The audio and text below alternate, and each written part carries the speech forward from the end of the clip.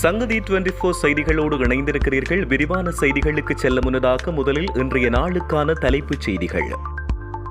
Massage நிலையத்தில் தகாத தொழில் கொத்துடன் சிக்கிய கூட்டம். நீர்கொழும்பு சிறைச்சாலை கொடூரம், கொல்லப்பட்ட அதிகாரியின் பிறப்புறுப்பு சிதைப்பு. போதைப்பொருளுடன் அதிபர் மற்றும் மாணவன் கைது. பிள்ளையான் தொடர்பில் நீதிமன்றம் இன்று பிறப்பித்துள்ள உத்தரவு. வளிமண்டலவியல் திணைக்களம் விடுத்துள்ள எச்சரிக்கை. இலங்கையின் மிகவும் மூத்த வயதுடைய பெண் காலமானார். நாட்டில் டெங்கு அபாய உச்சம். தவறான உறவால் பறிபோன இளம்பெண்ணின் உயிர் மோசடியில் வலையில் சிக்கிய வவுனியா நபர்.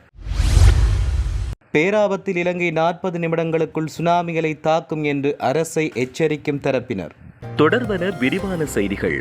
கிரிபத் கொடையில் மசாஜ் நிலையங்கள் என்ற போர்வையில் இயங்கி வந்த 2 விபச்சார விடுதிகளை முற்றுகையிட்ட கிரிபத் கொடை போலீசார் 10 பெண்கள் 5 ஆண்கள் மற்றும் 2 விடுதிகளின் முகாமியாளர்கள் 2 உட்பட மொத்தம் 17 பேரை கைது செய்துள்ளனர். மகர நீதவான் நீதிமன்றத்திலிருந்து பெறப்பட்ட தேடுதல் உத்தரவின் அடிப்படையில் இந்த முற்றுகை நடவடிக்கை கடந்த 5ஆம் தேதி அதிகாலை மேற்கொள்ளப்பட்டுள்ளது. இதன்பொழுது முதலாவது மசாஜ் நிலையத்திலிருந்து ஒரு பெண் முகாமியாளர் உட்பட 5 பெண்கள் மற்றும் சேவை பெற வந்திருந்த 2 ஆண்கள் கைது செய்யப்பட்டனர்.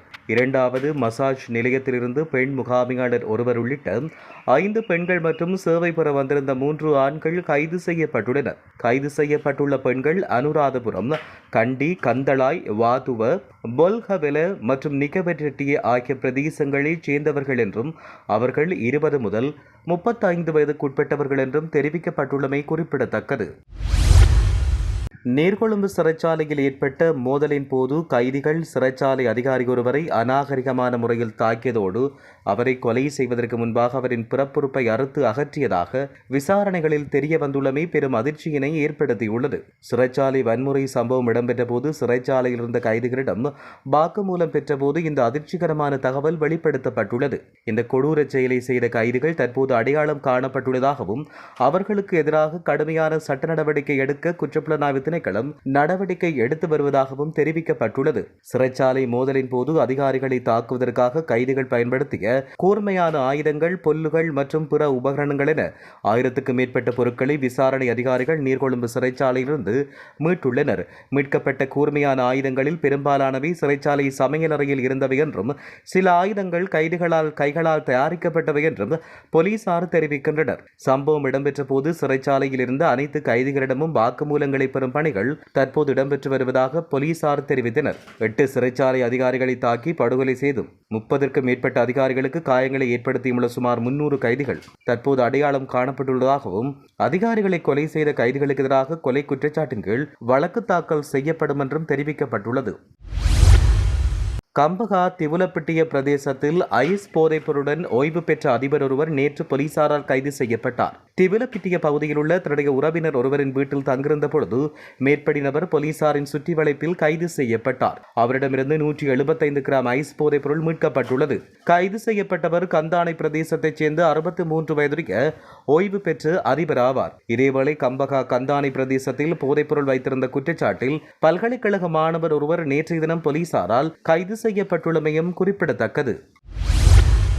கிழக்கு மாகாணத்தில் இடம்பெற்றதாக கூறப்படும் 5 கொலை சம்பவங்கள் தொடர்பான வழக்கில் கைது செய்யப்பட்டுள்ள பிள்ளையான் என்று அழைக்கப்படும் சிவனேசத்துறை சந்திரகாந்தனை தொடர்ந்து விளக்கமறியல் வைக்க நீதிமன்றம் உத்தரவிட்டுள்ளது. அதன்படி பிள்ளையானை எதிர்வரும் 24ஆம் தேதி வரை தொடர்ந்து விளக்கமறியல் வைக்க நீதவான் உத்தரவிட்டார். இன்றைய தினம் வழக்கு விசாரணைக்கு எடுத்துக் கொள்ளப்பட்ட போது குறித்த உத்தரவை நீதிமன்றம் பிறப்பித்துள்ளதாக தெரிவிக்கப்படுகின்றமையும் சுட்டிக்காட்டத்தக்கது. நாட்டின் பலத்த காற்று மற்றும் கொந்தளிப்பான கடற்பரப்புகள் தொடர்பாக வளிமண்டலவியல் திணைக்களம் எச்சரிக்கை அறிவித்தல் ஒன்றை விடுத்துள்ளது.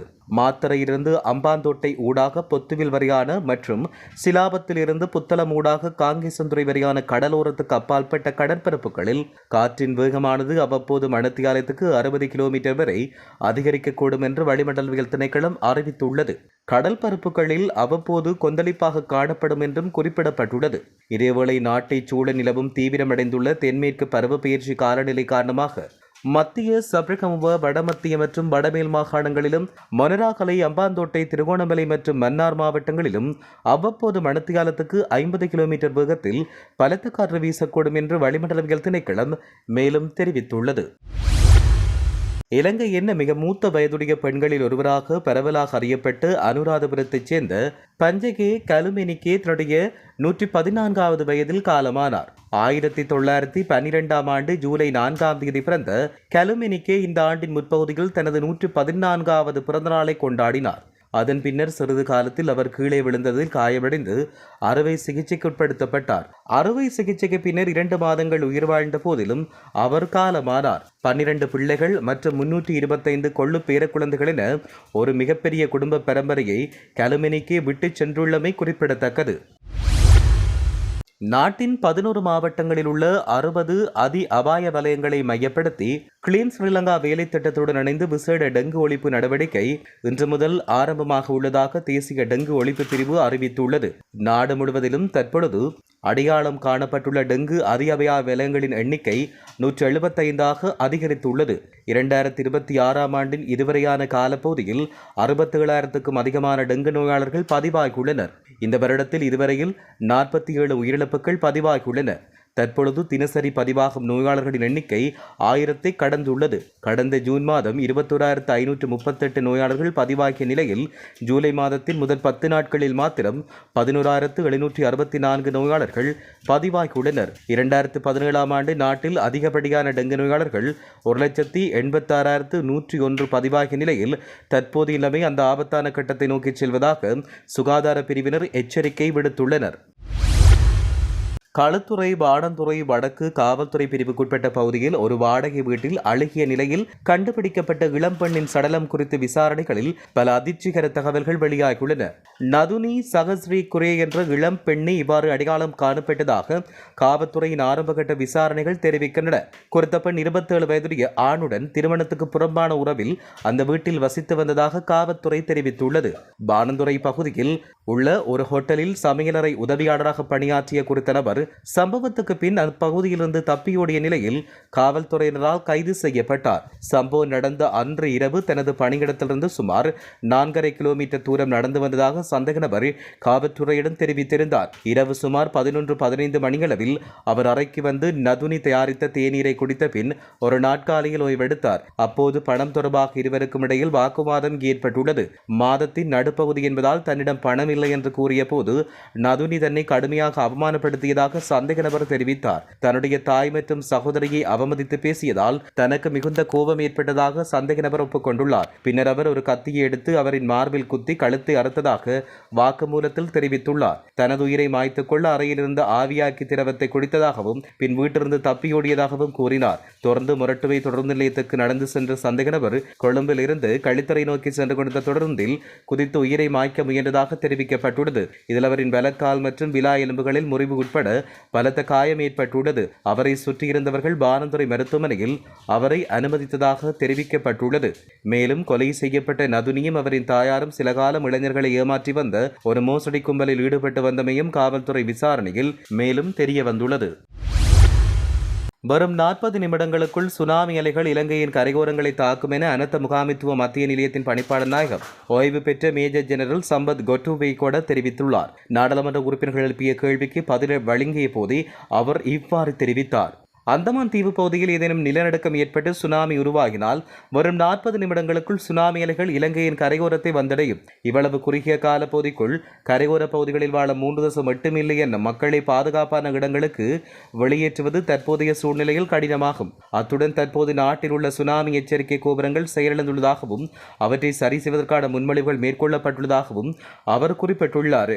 அனர்த்த முகாமைத்துவ மத்திய நிலையத்தின் இயலாமைகள் குறித்து அவர் மேலும் தெரிவிக்கையில் அண்மையில் ஏற்பட்ட டிட்பா சூறாவளி போன்ற அனர்த்தத்தின் போது அதை எதிர்கொள்ள தேவையான பணியாளர் திறன் எமது நிறுவனத்திடம் இல்லை. 24 மணி நேரமும் இயங்கும் அவசரகால நடவடிக்கை பிரிவின் அதிகாரிகளுக்கு இரவு நேர பணிக்கான அடிப்படை தங்குமிட வசதிகள் கூட இல்லை.